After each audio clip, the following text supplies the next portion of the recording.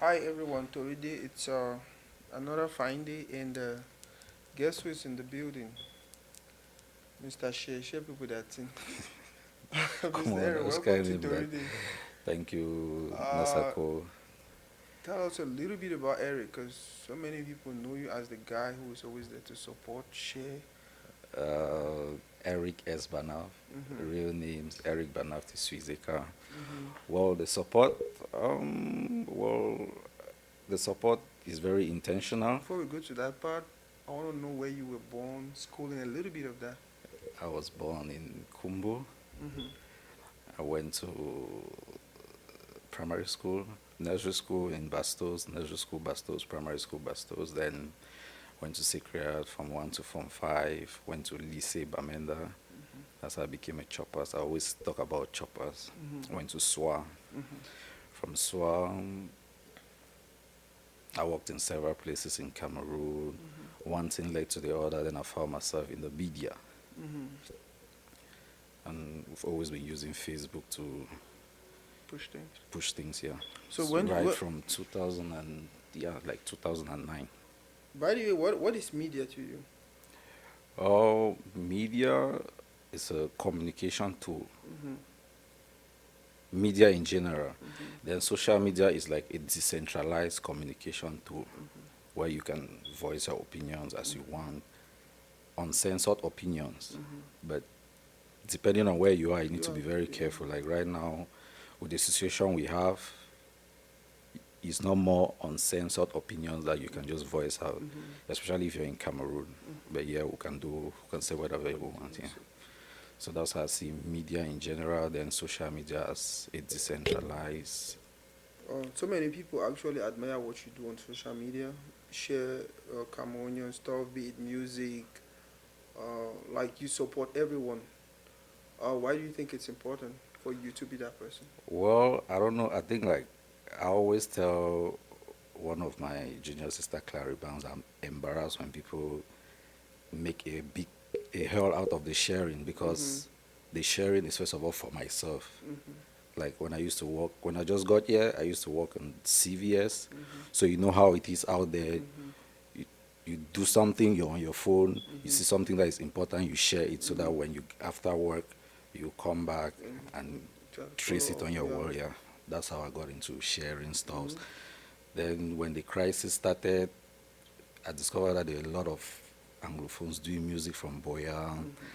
I'll listen to your music. I'll just write. That's how I've been doing on Facebook for these Mm-hmm. past years. Mm-hmm. Just write what I feel about the song, write what I feel Mm-hmm. about something that I don't know. At a certain point, it started Mm-hmm. becoming something else. I see people Going talking to something about else. sharing, but honestly, the sharing has always been for myself. Okay.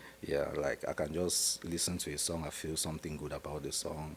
I write it on my Facebook. Mm-hmm. So I can't even remember when it started having people's attention, and there's the whole noise about Eric Badav, and I'm like, every day I tell Clary Bams, anyway, let me just do it What since do you that's what think people. Cameroonians need to know about sharing our arts? Like whatever positive thing another Cameroonian is doing. Well, anyway, from how they appreciated what I do, it looks like people really want you to just share. That share Mm-hmm. means a lot for them. Mm-hmm. Like it helps others to see what they're doing. So that's how I just kept sharing. But it don't reach place where it bring me more like problems. Mm-hmm. Like it has brought When me you don't more. share, or what? Yeah, when I don't share, some people attack me. They feel like I see it. I can't see Yeah. everything. Or Sometimes you see it and you're busy. then I have others who I feel they attack me because the sharing don't bring me some kind, whatever popularity they feel. Mm-hmm. But guys, it was for myself Mm-hmm. before it becoming for others. That's the honest truth about all the sharing I do. And Are you making money from that? all because of the attacks and all the fights I had on social media, I monetized it. I was like, well, I cannot be doing things for free for people, and it's bringing me unnecessary Drama. drama. So I have to monetize it. If you notice on my wall now, it's more fun time, and yeah, but I've monetized it. I do a lot of work for people now. PR, I Mm-hmm. have 2 blogs I work for, I write on, and all of that.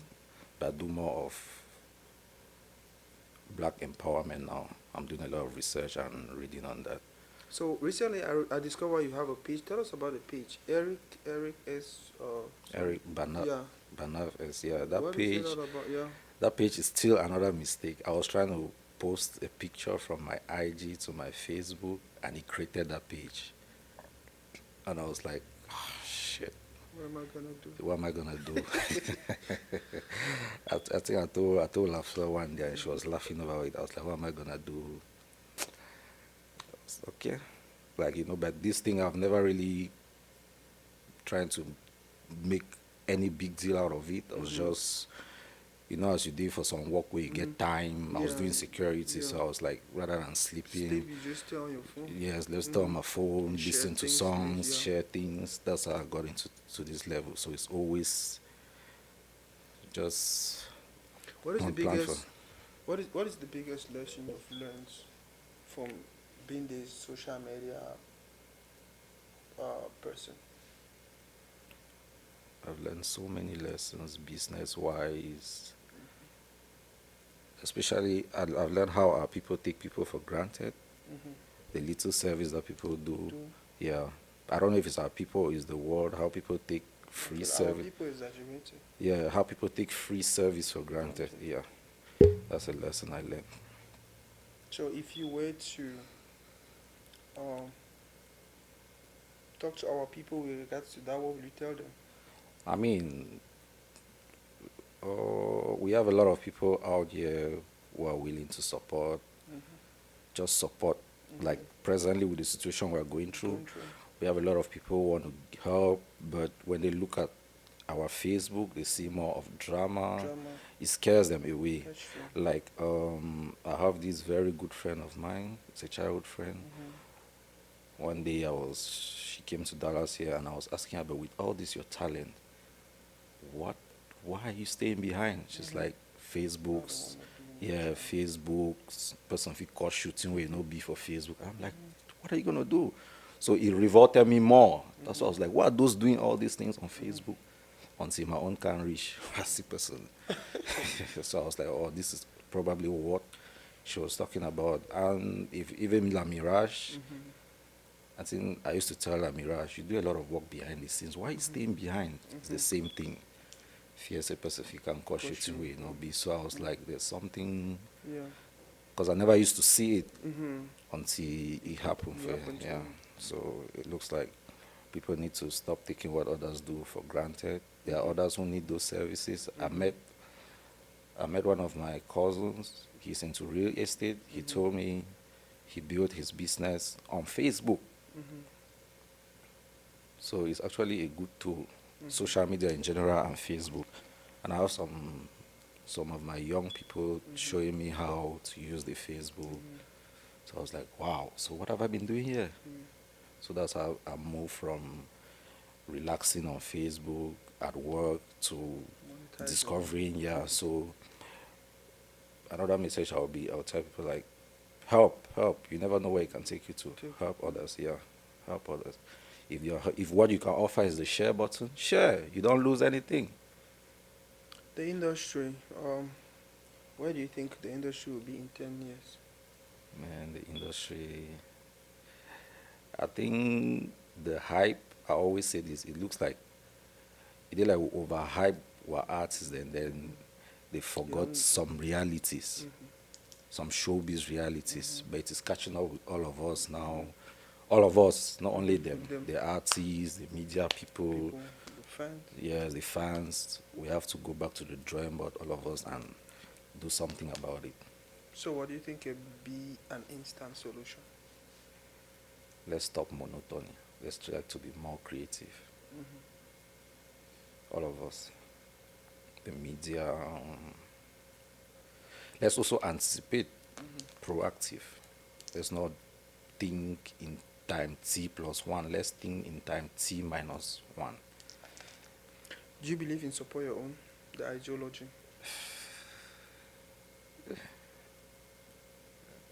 Support your own, support quality work, empower those who are kind of slow,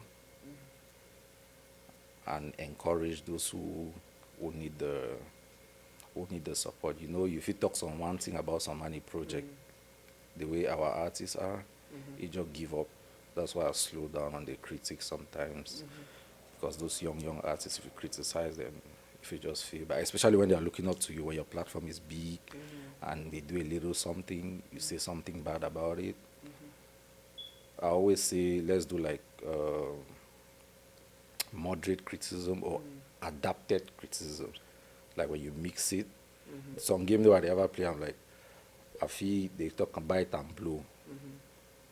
Then the artist will not say, you know, mean harm, because anything that you say, that is when you have a platform, anything that you say brings people in your comment section, and that's where the artist will either be motivated or feel discouraged. So you always have to mix it. I don't get this problem we asked here before. What happened?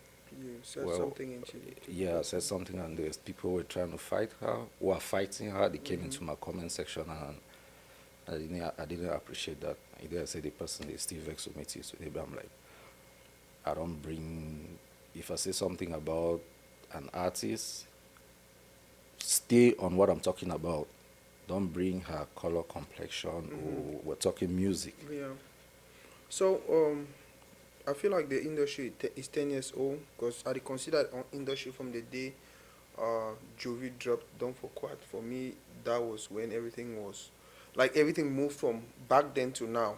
So 2020 is 10 years old, and it's always been between Jovi and Stanley. For some reason, I don't know why. I need to say not the reality that, but I feel like it's divided. It's either I'm a Stanley Eno person or I'm a Jovi person. And if you're in between, uh, there's no in between at the end of the day. Because these people tell you like you know you belong not to that side you pretend. And is that how you look at things? Um, it just made me laugh because when I bought the Mboko Gang, T-shirt. yeah, when I bought the Mboko Gang T-shirt, I think somebody told me, I don't know, someone told me something and I got angry and I bought the New Bell T-shirt. I'm like, okay, so That you're just buying the T-shirt. You're not a Mboko gang. me I see Mboko Gang like a PR agency. You know say Jovi don't be like the person where he never ever get PR. His caliber self, you can't be his PR. He's the eldest in the industry. The kind of thing the way you fit defend on ye. Because PR is about reading the artist's actions and all of that. So I've seen Bokogang more as a PR agency. All what I see them doing is PR. But when you read online, it looks like they do some things offline, but we don't see the proofs online. So it be very confusing from this end. You see, but the riff with Stanley, a very big dossier. For dossier for stay for long, so a very big dossier. Whatever issue they have, there's a lot of talk about what went wrong between them, gossips and all those type of things. But there are no facts. There are no facts. Me, I work with facts. Yeah, but there's a lot of talk about what's going on between them. When you listen to their songs, people say the line are for demand, the line are for demand. How do you prove How do you that? prove that? If When it's they don't call entertaining, names. yes. If it's entertaining, fine. We just hope one day. Yeah, I think last week I told you from the way Stanley Eno is going, he don't readjust whatever people Yeah. were holding against him. The seeing Wax Day in his video Video. Yeah. meant a lot because I remember one time Wax Day 2 was Hard on him. hard on him, yeah. So I was like, he's trying to make amends. Then the last show, So many people show. yeah, that. so many people showed it shows things and the shake from his side. But Jovi, easy for talk about man will be very discreet, so you see. But I think Boko Gang is more about PR. But from here, you see the picking there, can't talk say Mboko Gang they do so, Mboko Gang they do so offline. I don't know. I used to be in a group that was kind of clique like. We used to face the same issues. Probably maybe some members were doing things behind and we don't know. So maybe that's what's happened. I don't know. I want to talk about Lamirash as a person. Lamiraj falls in the group of these people are called Benchy online. What? Benchy, Benchy. yeah, Okay. benchmate. Mm-hmm. I told you I went to Yeah. lycée, so we're in lycée together. So Mm-hmm. uh, people are always like, why are you calling them benchy? I have several of Mm-hmm. them that are called benchy, and people Mm-hmm. feel like I'm just creating it, but yeah, actually my It's benchmate. not different. Yeah, so I myself, I sat one day, I was like, why is it that they are standing out? Mm-hmm. What does that mean to someone like me? Mm-hmm. Yeah, but those are the type of people who encourage me to continue the support, because when Mm-hmm. you see your friends who are in Cameroon in this Cameroon present situation, situation. trying to stand out, Mm-hmm. and you can help with the little knowledge I have on media, and I can Mm-hmm. support, I'm like, okay. While supporting them now, you see Coming. other people coming, Mm-hmm. and probably that's how, Will grow. yeah, that's probably how I started supporting more people. Mm-hmm. But it came from people like La Mirage. Mirage and so many of our close friends Mm-hmm. who are doing great stuff. So what is that one thing about La Mirage that you know as a Benchy we plenty of we will not know? You don't change. Being a bad party girl, but I think I think you don't. I think with the level she is now and the responsibility she has, Mm-hmm.